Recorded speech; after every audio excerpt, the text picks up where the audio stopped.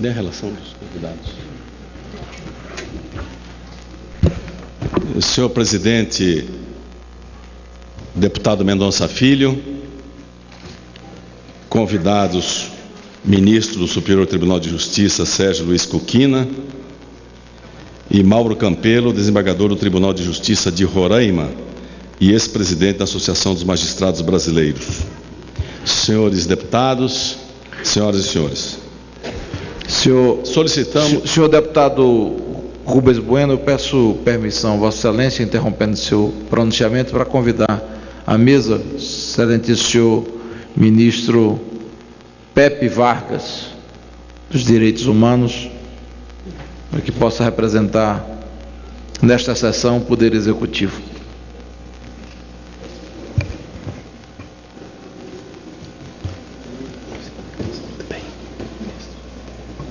Senhor ministro Pepe Vargas, solicitamos a transformação desta sessão ordinária em comissão geral para discutir o projeto de lei 7.197 de 2002, que propõe alterar o Estatuto da Criança e do Adolescente para permitir a aplicação de medidas socioeducativas aos infratores que atingirem a maioridade penal, dentre outras providências.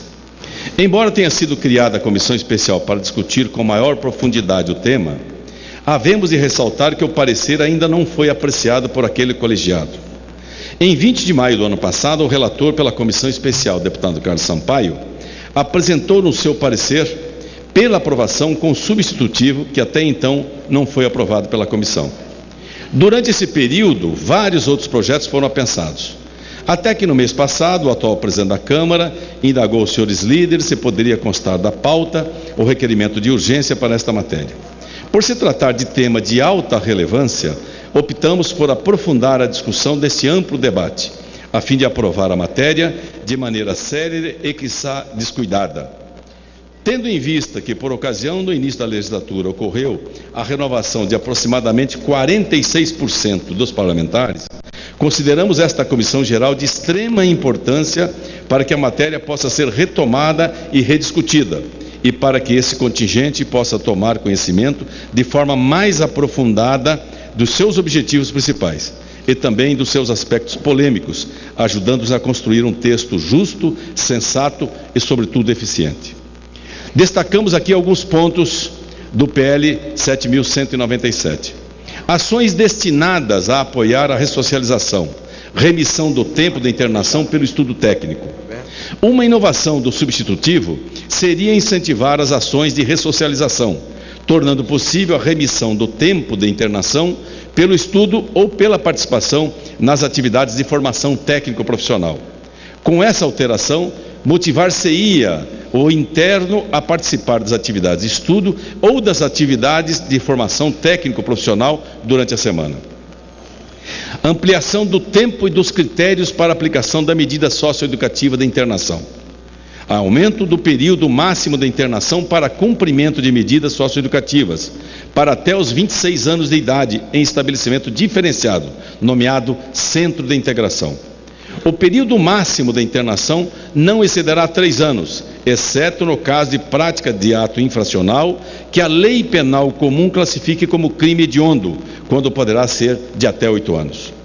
Prevê a aplicação da medida de internação quando tratar-se de ato infracional cometido mediante grave ameaça ou violência à pessoa, definido como crime hediondo nos termos dos incisos 1 a 6 do artigo 1º da Lei 8.072, de 25 de julho de 1990, ou praticado em ações de quadrilha, bando ou do crime organizado. Nesses dois últimos casos, a aplicação da medida de internação será obrigatória. Completando 18 anos, o jovem será internado em estabelecimento educacional com maior contenção, em regime especial de atendimento, nos chamados Centros de Internação. Estabelece que a política de atendimento ao adolescente infrator, privado de liberdade, far-se-á por meio de um conjunto articulado de ações governamentais, cabendo à União, aos Estados, ao Distrito Federal e aos municípios zelar pela integridade física e mental dos internos e adotar as medidas adequadas de contenção e segurança. Possibilidade de internação preventiva, em caso de periculosidade maior do infrator. Antes da sentença, poderá ser determinada a internação preventiva pelo prazo máximo de 45 dias, a critério da autoridade judiciária, levando-se em conta a periculosidade do adolescente infrator. Para a manutenção da internação preventiva, deverá ser demonstrada a necessidade da medida e ser fundamentada em laudo psiquiátrico a ser emitido no prazo de 15 dias e basear-se em indícios suficientes de autoria e materialidade. Será permitida a realização de atividades externas, a critério da equipe técnica da entidade, salvo expressa determinação judicial em contrário. Sendo que essa determinação judicial mencionada poderá ser revista a qualquer tempo pela autoridade judiciária. Criação de medida de segurança como medida socioeducativa com possibilidade de internação em estabelecimento psiquiátrico, medida de segurança para menores infratores. Prevê também o tratamento psiquiátrico ao adolescente que, ao cometer o ato infracional, demonstre, mediante perícia psiquiátrica realizada por junta médica, especificamente designada para esse fim, ser portador de doença mental grave, o qual poderá ser submetido às medidas de segurança de internação em hospital de custódia e tratamento psiquiátrico, ou a falta, em outro estabelecimento adequado, sujeição a tratamento ambulatorial. A desinternação será sempre condicional, devendo ser estabelecida a situação anterior, se mediante perícia médica for constatado o retorno de transtorno mental grave ou perigoso. Medidas para os estados não construírem os centros de internação. Os estados obrigatoriamente deverão, no prazo de até 4 anos, contados da primeira posse do chefe do Executivo Estadual, ocorrida após a publicação desta lei, adequar os centros de internação às diretrizes e normas do Estatuto da Criança e do Adolescente. Não atendidas as determinações acima descritas, ficará caracterizada improbidade administrativa por parte do responsável pelo ato omissivo, cujos fatos serão apurados nos moldes previstos da Lei 8.429, de 2 de junho de 1992. Essas são basicamente as principais alterações. Como muitas são controversas, é importantíssimo que façamos a discussão adequada de um tema tão importante. Apesar de não estarmos tratando especificamente de proposta de emenda constitucional para reduzir a maioridade penal, o substitutivo apresentado pelo deputado Carlos Sampaio acabará por aplicar o Estatuto da Criança e do Adolescente, nos casos expressos em lei, às pessoas entre 18 e 26 anos de idade. Hoje as medidas só são cabíveis até 21 anos. Haverá dessa forma uma extensão do prazo de aplicação das medidas nos casos considerados mais graves. Estes sim devem ser debatidos exaustivamente, pois devemos refletir se estamos criando uma medida mais duradoura para jovens que matam e estupram, da mesma forma que aplicaremos a jovens que transportam drogas e que são francamente utilizados pelo tráfico organizado. As entidades de psicologia, assim como as entidades de defesa dos direitos humanos, também estão em campanha contra a redução da maioridade penal e também contra o aumento do tempo de cumprimento da medida socioeducativa. Para tanto, elencaram algumas razões para que não se proceda com a redução. A adolescência é uma das fases do desenvolvimento dos indivíduos e, por ser um período de grandes transformações, deve ser pensada pela perspectiva educativa. O desafio da sociedade é educar seus jovens, permitindo um desenvolvimento adequado, tanto do ponto de vista emocional e social quanto físico. É urgente garantir o tempo social de infância e juventude, com escola de qualidade, visando condições aos jovens para o exercício e vivência de cidadania, que permitirão a construção dos papéis sociais para a constituição da própria sociedade. A adolescência é momento de passagem da infância para a vida adulta. A inserção do jovem no mundo adulto prevê, em nossa sociedade, ações que assegurem este ingresso, de modo a oferecer-lhe as condições sociais legais, bem como as capacidades educacionais e emocionais necessárias. É preciso garantir essas condições para todos os adolescentes. O critério de fixação da maioria penal é social, cultural e político, sendo expressão da forma como a sociedade lida com os conflitos e questões que caracterizam a juventude. Implica a eleição de uma lógica que pode ser repressiva ou educativa. Os psicólogos sabem que a repressão não é uma forma adequada de conduta para a constituição de sujeitos sadios. Reduzir a idade penal reduz a igualdade social e não a violência. Ameaça não previne e punição não corrige. Reduzir a maioridade penal é tratar o efeito, não a causa. É encarcerar mais cedo a população pobre e jovem, apostando que ela não tem outro destino ou possibilidade. Reduzir a maioridade penal isenta o Estado do compromisso com a construção de políticas educativas e de atenção para com a juventude. Preliminarmente, cumpre destacar que somos contrários à redução da maioridade penal. É certo que a violência assusta a todos os brasileiros, independente da condição social, econômica ou faixa etária.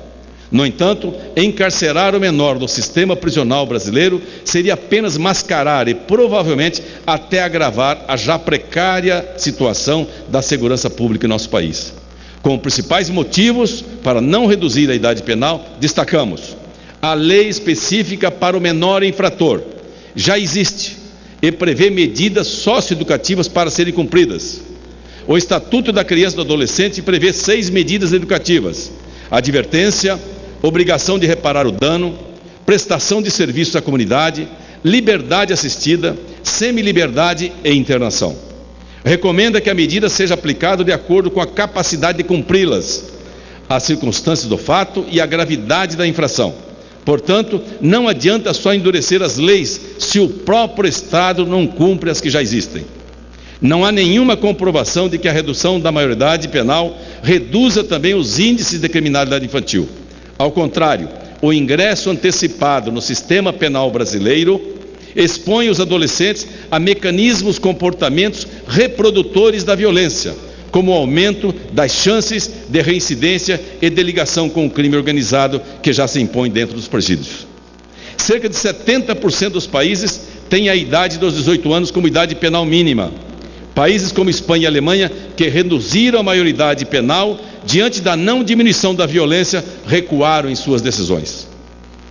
A maturação cerebral não se completa até perto dos 20 anos. Os avanços da neuroimagem comprovaram que o amadurecimento do cérebro segue uma ordem que uma das últimas regiões a ficar pronta é justamente o córtex pré-frontal, a área responsável pelo autocontrole refinado. Não é por acaso que os adolescentes são impulsivos e imediatistas. O sistema penitenciário brasileiro não tem cumprido sua função social de controle, reinserção e reeducação dos agentes de violência. Ao contrário, tem demonstrado ser uma escola do crime. Portanto, nenhum tipo de experiência na cadeia pode contribuir para o processo de reeducação e reintegração dos jovens na sociedade.